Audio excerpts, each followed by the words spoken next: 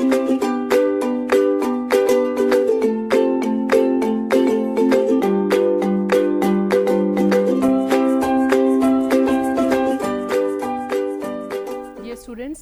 am Dr. Nidhi Chaudhary and welcome you all to this lecture on water treatment.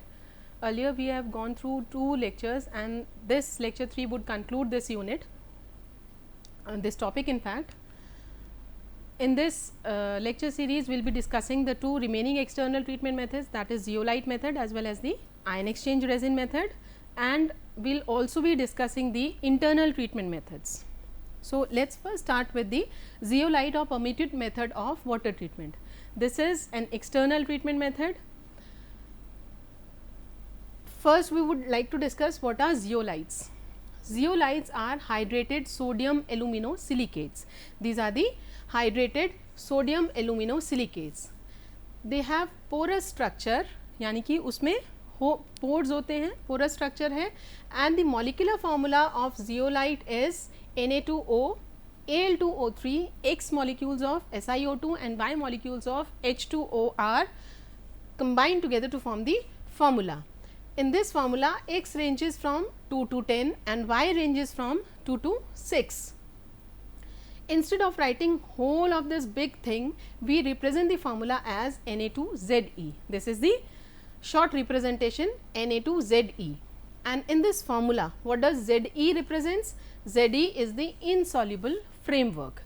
You can see here, this is the zeolite layer. So, this is the insoluble framework of zeolite. And what is Na? Na are the ions, sodium ions. These are loosely held sodium ions. यानी कि ये बहुत loosely attached होते हैं zeolite की layer में. Now, we will understand the principle of zeolite process. What does these zeolite do? They exchange their loosely held sodium ions reversibly with the hardness producing cations in water. We all know that sodium ions are positively charged, right? So, they will be exchanged with the other positively charged ions present in water. हमने पढ़ा हुआ है कि majorly जो ions present होते हैं water के अंदर responsible for hardness are calcium ions and magnesium ions. So, in this process what happens is sodium ions are exchanged with the positive ions, that is either calcium ions or magnesium ions. These are the positively charged ions. Cations are exchanged with cations.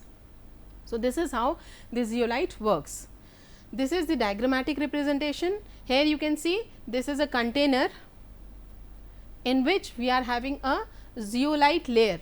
This layer is a zeolite layer and below this layer we are having a layer of gravels just for the filtration process. सबसे ऊपर से यहाँ पे we are having the inlet for hard water, right, and सबसे नीचे you can see there is an outlet for soft water.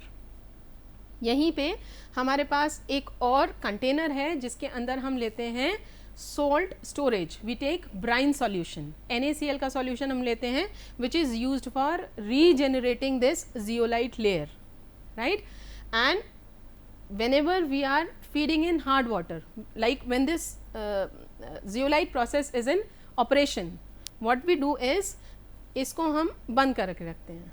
Brine solution का flow तब नहीं होता when the hard water is being treated. Once the zeolite layer is exhausted, इसको regenerate हम करते हैं. तो regeneration के लिए we use this solution. Now we stop feeding hard water and we start the flow of this brine solution. ठीक है, तो this is how this zeolite process operates. इसको अभी हम आगे देख लेते हैं. वर्किंग जब हम पढ़ेंगे तो you will be able to understand this.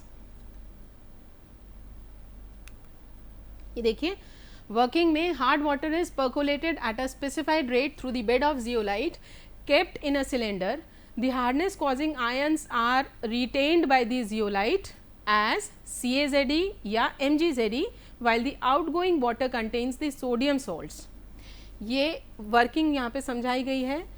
क्या कहा गया है यहाँ पे? जब भी हम हार्ड वाटर एक स्पेसिफाइड रेट से उस कंटेनर के थ्रू पास कराते हैं, this is the outlet for soft water, this is the inlet for hard water, and this was the zeolite layer, this was the gravels layer, this was the zeolite layer.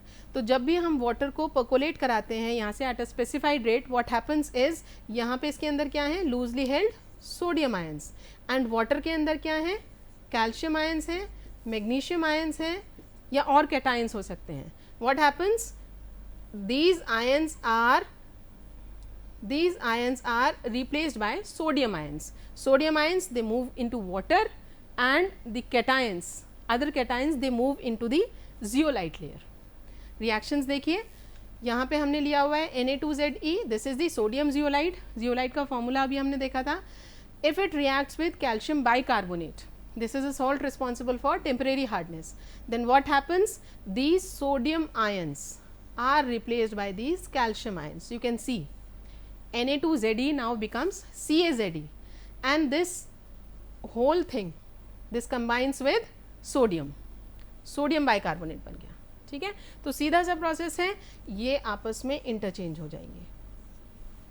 इसी तरीके से यहाँ आप देख सकते हैं, these sodium ions, these are exchanged with this magnesium ions. Again, right? This is the process, interchange of the cations. Sodium is exchanged with calcium ions or magnesium ions. So we call this as calcium zeolite, and this is known as magnesium zeolite, right? यहाँ पे भी हमने वही करके दिखाया है, calcium chloride और magnesium chloride के साथ में रिएक्शन है. Sodium ion is replaced by calcium, and calcium moves in place of sodium. Again, sodium in place of magnesium and magnesium in place of sodium. This is how you can easily write the reactions. Next is, ये तो था water softening. The working generally occurs in two steps. First step is water softening. How the reactions we can write down, you've just learned. Next part is regeneration of zeolite. Regeneration का मतलब क्या हुआ?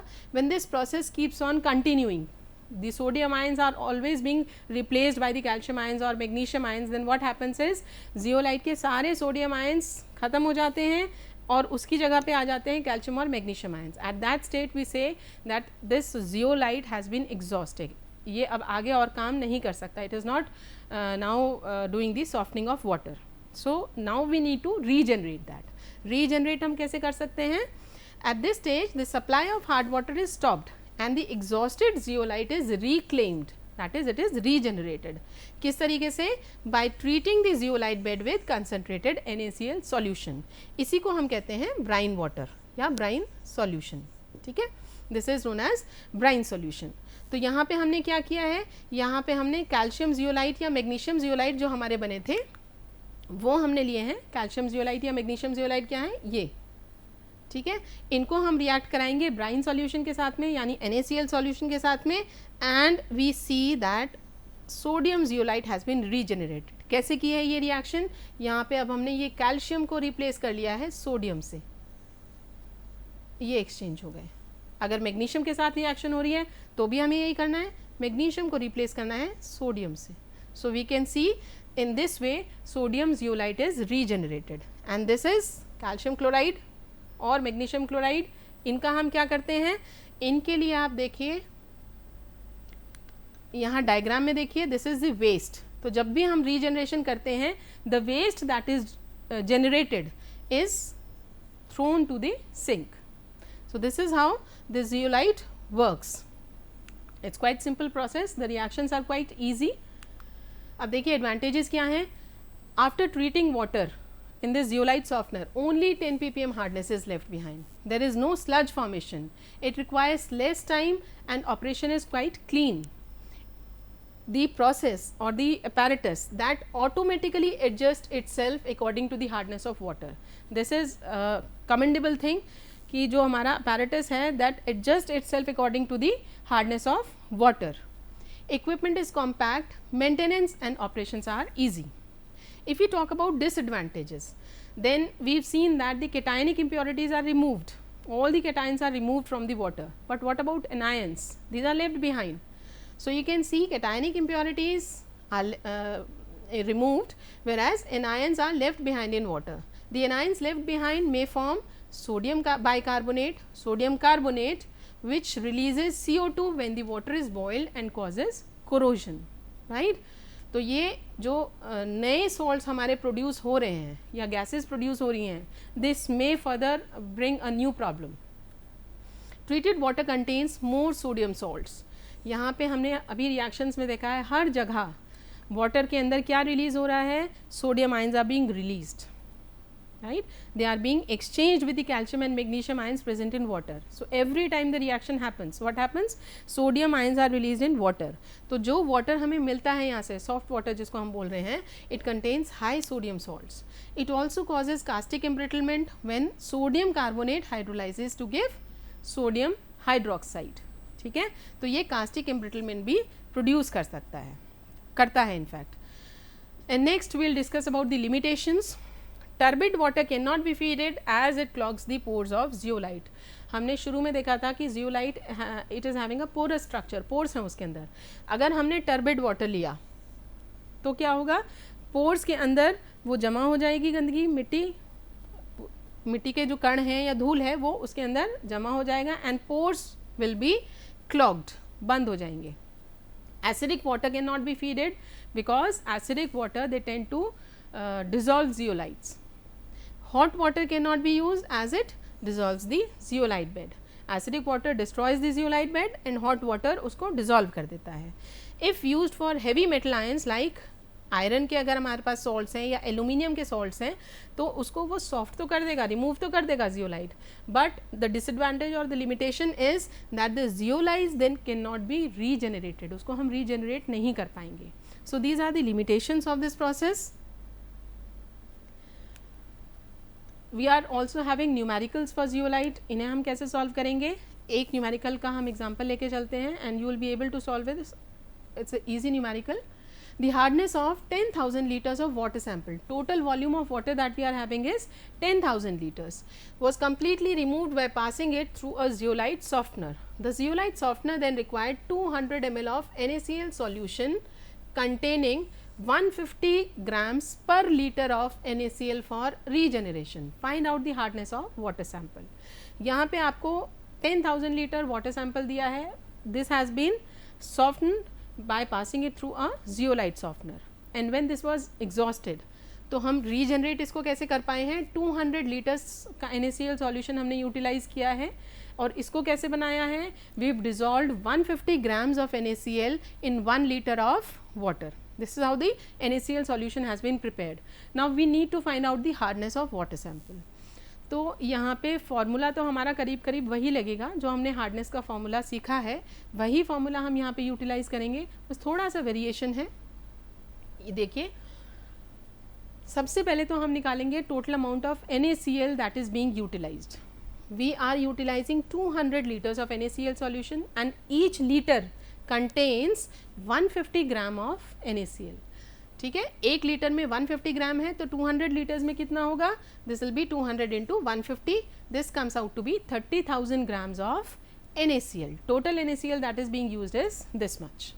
Next we need to calculate the CaCO3 equivalence. Formula हमें इसका याद है, hardness वाला ही formula है. उस फॉर्मूले में हम क्या करते थे, here we used to take the amount of salt that was responsible for hardness. तो अब यहाँ पे हम वो सॉल्ट ना लेके अमाउंट ऑफ NaCl ले लेंगे. यहाँ पे हमें NaCl लेना है. This is multiplied by equivalent weight of CaCO3, right, and which is in turn divided by equivalent weight of NaCl. So the only difference that we find from the formula of calculating hardness is कि amount of salt और equivalent weight of salt की जगह यहाँ पे हम amount of NaCl और equivalent weight of NaCl use करेंगे. तो यहाँ पे आप देखिए, this is 50, this will always be 50 and equivalent weight of NaCl, this is 58.5. So in the formula of calculating hardness in the questions which contain zeolite, वहाँ पे आपकी ये दोनों चीज़ें हमेशा फिक्स हो गई हैं. This is 50 and this is 58.5. सिर्फ आपको अमाउंट ऑफ NaCl जो है वो यहाँ डेटा से उठाना है और ये हमारा कितना है, ये हमने अभी कैलकुलेट किया है 30,000. सो 30,000 इंटू 50 अपॉन 58.5, ये हमारा आ गया CaCO3 इक्विवेलेंस. ठीक है, ये किस में आया है, यूनिट्स आर ग्राम्स पर litre, but I have already told you that hardness is always calculated in the units of ppm और milligrams per liter. तो इसको हम convert कर लेते हैं ppm में. How we will do that? We will multiply this thing with 1000. 1 ग्राम को milligram में करने के लिए 1000 से मल्टीप्लाई करते हैं. So this gives me the answer in ppm. Now I need to calculate the hardness for 1 liter. This is the hardness for how much? 10,000 liters. I need to calculate for 1 liter. So what I will do is I will divide this by 10,000. ठीक है, इसको हम 10,000 से divide करेंगे तो answer will be 2564.1 ppm. This is how the numericals based on zeolite softener can be solved. And invariably आपके question से इसी तरीके से मिलेंगे. लैंग्वेज भी करीब करीब सेम होती है. This is the formula that is to be remembered. Next देखिए, third method for the external treatment of water is ion exchange resins. these are used for water softening. So ion exchange resins, they produce demineralized or deionized water. यहाँ पे हम कह रहे हैं ion exchange resins जो हैं ये completely demineralised या डीआयोनाइज्ड वाटर प्रोड्यूस करती हैं. This means that the water that is produced after softening it from ion exchange resins is completely free of minerals, is completely free of ions. कोई भी ion, कोई भी mineral उसमें नहीं रहता. Ion exchange resins are insoluble cross linked long chain organic polymers. क्या होते हैं आयन एक्सचेंज रेजिन्स? ये ऑर्गेनिक पॉलीमर्स होते हैं and polymers of course they have long chain, they may be linearly placed or they may be cross linked. So these are cross linked and these are insoluble with a microporous structure. These are again having pores like zeolite, and the functional groups attached to the chain is responsible for ion exchange properties. तो यहाँ पे जो हमारी ये long chain organic polymers हैं, we have certain functional groups attached to these long chains and these functional groups are responsible for the ion exchange properties. तो यहाँ पे भी क्या होगा, ions का exchange होगा जैसे zeolite में हो रहा था. sodium ions were being replaced by cations present in water. Similarly यहाँ पे भी हमारे ions का exchange होगा. There are two types of ion exchanges. तो ये ion exchanges हमारे पास किस तरीके के होते हैं? दो तरीके के होते हैं. One is cation exchange resin and the other is anion exchange resin. As the name says, cation exchange resins. ये वो resins हैं जो कि water के अंदर जो cations present होंगे उनसे अपने cations को exchange करेंगे. These have loosely held H plus ions. तो ये जो cation exchange resins हैं इनके पास क्या होता है? These have loosely held H plus ions. कहाँ से मिलते हैं H plus ions? Acid से. So the functional groups would be of course acidic. Acidic functional groups हमारे पास होते हैं which are irreversibly exchanged by hardness producing cations, that is calcium और magnesium ions in water. तो ये जो H plus ions हैं ये किसके साथ exchange होते हैं? calcium और magnesium ions के साथ में exchange हो जाते हैं. Another type of resins are anion exchange resins. They have loosely held OH minus ions, hydroxide ions हैं. यहाँ पे H plus ions हैं, यहाँ पे OH minus यानी hydroxide ions हैं. और hydroxide ions कहाँ से मिलते हैं? ये हमें मिलते हैं basic functional group से, right? तो basic functional groups attached होते हैं यहाँ पे हमारी chains में, which are reversibly exchanged by hardness producing anions. क्या क्या हो सकते हैं? Chloride, sulfate, bicarbonate and water. ठीक है, तो ये दोनों रेजिन्स जो हैं ये क्या करते हैं? H plus are being exchanged with cations and OH minus ions are being exchanged with anions. तो anion भी रिमूव हो गए, cation भी रिमूव हो गए. What we are left with? H plus ions and OH minus ions in water, and these two they combine together to form water.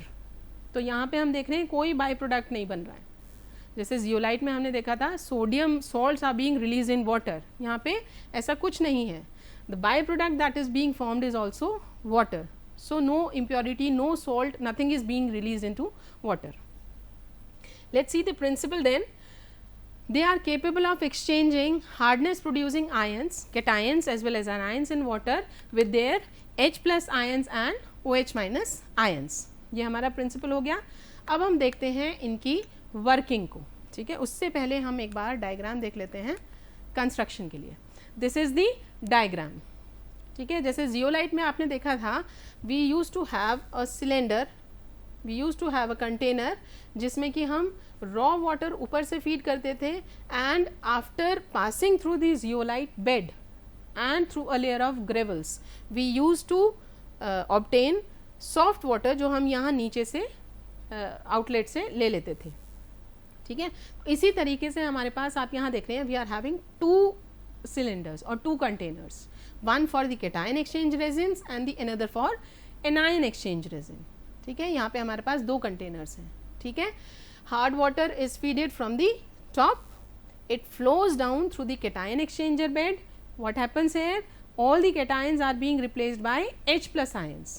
ठीक है, तो यहाँ पे हमारे सारे cations remove हो जाएंगे, then it passes through the layer of gravels, this water then moves through this pump to the another container that is having anion exchange bed। ठीक है, तो यहाँ जो हमें वाटर मिल रहा है that is completely free of cations, it contains only anions। now when the water flows through this anion exchange bed what happens, जितने भी anions हैं वो भी replace हो जाएंगे, किससे होंगे, OH माइनस से। तो हमारे पास जो वाटर अब यहाँ पे मिलेगा after flowing through this gravel layer, the water that we obtain here would be completely free of all the cations, all the anions। क्या रिलीज हुआ है उसमें, H plus ions and OH minus ions, वो भी water बन गया। तो this is completely soft water. अब रीजनरेशन के लिए अगर आपको याद है जियोलाइट के केस में रीजनरेशन के लिए हमने यूज़ किया था NaCl का सॉल्यूशन, ब्राइन सॉल्यूशन, जब वो एग्जॉस्ट हो जाता था। तो यहाँ भी ऐसा ही होगा, जब ये कंटिन्यूसली वर्किंग करता रहेगा after some time what will happen is this will be exhausted, now these need to be regenerated. Regenerate हम कैसे करेंगे, रीजनरेशन के लिए हमने यहाँ पे कंटेनर लिया है जिसमें हमने यहाँ एसिड लिया है, acid is being used to regenerate cation exchange resins, क्योंकि हमें H प्लस आयंस की ज़रूरत है। ठीक है, और यहाँ पे हमें किसकी ज़रूरत है, OH माइनस आयंस की ज़रूरत है। तो यहाँ पे हम किसको यूज़ करेंगे, एल्कलाइन रीजनरेटर को। ठीक है, रिएक्शंस आप एक बार देख लीजिए, वर्किंग देख लीजिए, चीज़ें क्लियर हो जाएंगी। वर्किंग इज अगेन 2 स्टेप्स में होगी, यहाँ पे सॉफ्टनिंग और यहाँ पे रीजनरेशन। वाटर सॉफ्टनिंग में केटायन एक्सचेंजर के लिए भी रिएक्शंस हैं, एनायन एक्सचेंजर के लिए भी। केटायन एक्सचेंजर को हमने कैसे रिप्रेजेंट किया है, RH से, जैसे हमने सोडियम जियोलाइट को किया था। H are the ions, R is the insoluble matrix। Anion exchanger को हमने किससे रिप्रेजेंट किया है, ROH से। यहाँ पे again R is the insoluble matrix, OH are the ions that would be replaced। तो रिएक्शंस देखिए, यहाँ पे हमने RH लिया है, कैल्शियम आयंस के साथ में रिएक्शन करी है, तो क्या होगा, H plus ions would be exchanged with calcium ions, नीचे H plus ions would be replaced by magnesium ions. तो ये बन गया हमारा R2Ca and R2Mg, H plus ions are released. Similarly anion exchangers में देखिए, यहाँ पे ROH की Cl माइनस से रिएक्शन करी है, दोनों को आपस में एक्सचेंज कर दिया है, RCl और OH माइनस। यहाँ पे भी सेम प्रोसेस एक्सचेंज किया है and we are left with OH minus in water. This I told you, OH minus ions combines with H plus ions to give water. तो यहाँ पे हमारा बाय प्रोडक्ट भी वाटर ही है। रीजनरेशन के लिए किसको रीजनरेट करना है, इसको और इसको।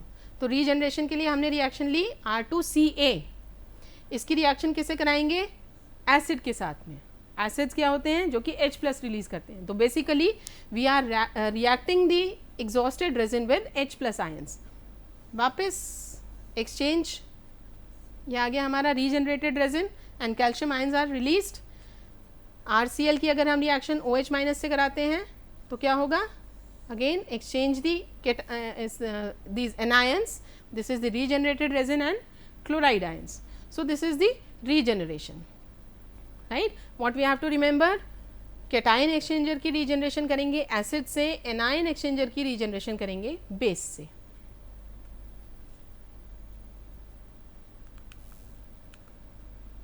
let's go through the advantages and disadvantages। advantages are almost zero hardness of water is being produced, there is no ionic impurity, all the ions have been removed, removes pathogens from the water, this removes pathogens as well, and occupies less space, this is easy to operate, negligible running cost। Disadvantages: setup is costly and it uses costly chemicals as well. So, the cost factor is one of the disadvantage. The water should not be turbid and the turbidity level should not be more than 10 ppm. क्योंकि porous है structure, there are pores, तो turbidity same वही problem create करेगी, clogging of pores. Limitations are: initial cost is high and this is used for small scale treatment of water. So, this was all about ion exchange resins. We covered the external treatment of water. Now, let us move on to internal treatment of water. This internal treatment of water is also known as conditioning of water. The water is treated inside the boilers. What we do is, some chemicals are added inside the boilers for water conditioning, which reacts with scale forming substances to convert them into sludge forming substances. तो ये इसका principle हो गया, scale forming substances को convert कर दिया जाता है sludge forming substances में, and these sludge they remain in the dissolved state in water as they are harmless for the boilers, और इनको हम conveniently remove कर सकते हैं blow down operation से. The principle is convert scale forming substances into sludge forming substances. कैसे कर सकते हैं? We have discussed 3 methods. Carbonate conditioning. Carbonate conditioning में हम क्या करेंगे? सोडियम कार्बोनेट को यूटिलाइज करेंगे. ठीक है, sodium carbonate low pressure boilers में यूज़ किया जाता है. यहाँ पे आप देख रहे हैं sodium carbonate reacts with calcium sulphate to produce calcium carbonate. तो कैल्शियम कार्बोनेट क्या है? This is a sludge forming substance, and in addition what will be produced? Na2SO4, sodium sulfate बनेगा. Excess sodium carbonate can result in caustic embrittlement. ये इसका थोड़ा सा disadvantage है.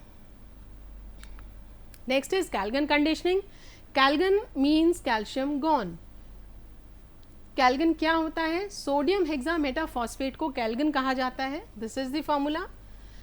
And it reacts with calcium ions to form a water soluble compound. ये आपका कैल्गन है. It dissociates into ionic form. यहाँ पे आप देखिए ion sodium ions है and there is a cationic part of this calgon.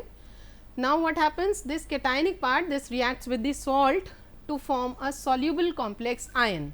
Soluble complex ion मतलब ये soluble form में रहता है water के अंदर and it does not causes any harm to the boiler. Sodium sulfate is released. Third is phosphate conditioning method. Phosphate conditioning में हम क्या use करते हैं? We use sodium phosphate. हम यहाँ पे sodium phosphate use करते हैं. Again the scale forming substances are converted into sludge forming substances. तो यहाँ पे आप देखिए हमने calcium chloride के साथ में sodium phosphate की reaction दिखाई है and what is being formed? Calcium phosphate, NaCl. This is sludge. Magnesium chloride के साथ में reaction देखिए, it is sludge. Magnesium phosphate is formed, it is sludge, and sodium phosphate. So, these 3 methods are used as internal treatment methods. And the next thing is desalination of brackish water. सबसे पहले देखते हैं कि brackish water होता क्या है. Brackish water is the water that contains high concentration of salts with a peculiar salty taste. उसको हम saline water या brackish water बोलते हैं. तो रिमूवल ऑफ डिजॉल्व सॉल्ट्स को हम क्या कहेंगे? Desalination. And how it can be done? Through the process known as reverse osmosis. आप जानते हैं ऑस्मोसिस क्या होता है? जब भी हम सेमी परमिएबल मेम्ब्रेन से 2 सॉल्यूशंस को सेपरेट कर देते हैं, जैसे डाइल्यूट और कंसनट्रेटेड, तो ऑस्मोसिस में क्या होता है? Solvent flows from dilute to concentrated side until and unless the concentration becomes equal. ये ऑस्मोटिक प्रेशर से होता है. लेकिन रिवर्स ऑस्मोसिस में क्या होगा? रिवर्स ऑस्मोसिस में हम प्रेशर अप्लाई करते हैं. किस साइड अप्लाई करेंगे? कंसनट्रेटेड साइड पे. तो क्या होगा? हमारी सेमी परमिएबल मेम्ब्रेन के थ्रू जो हमारा सॉल्वेंट है कंसनट्रेटेड साइड से डाइल्यूट साइड पे मूव करेगा, अपोजिट टू ऑस्मोसिस. और ये अपोजिट डायरेक्शन में काम कर रहा है, इसलिए हमें ऑस्मोटिक प्रेशर इसमें अप्लाई करना पड़ता है. This is basically what is reverse osmosis, and this is used for desalination of water. These are the advantages. 99% dissolved salts remove हो जाते हैं. colloids, organics, bacteria सब कुछ remove हो जाएगा. Ionic, non-ionic, all the impurities are removed. Low energy consuming process है, low cost process है. It is used for treating brackish surface groundwater. Simple to operate. It produces water that is used for high pressure boilers, and taste, odor and appearance of water is also improved. Applications: बहुत सारी applications हैं, labs में use होता है, industries में use होता है, laser cutting, cosmetics, aquariums, fire extinguishers, तो बहुत सारी इसकी एप्लीकेशंस हैं जहाँ पे हम इसको यूज़ कर सकते हैं.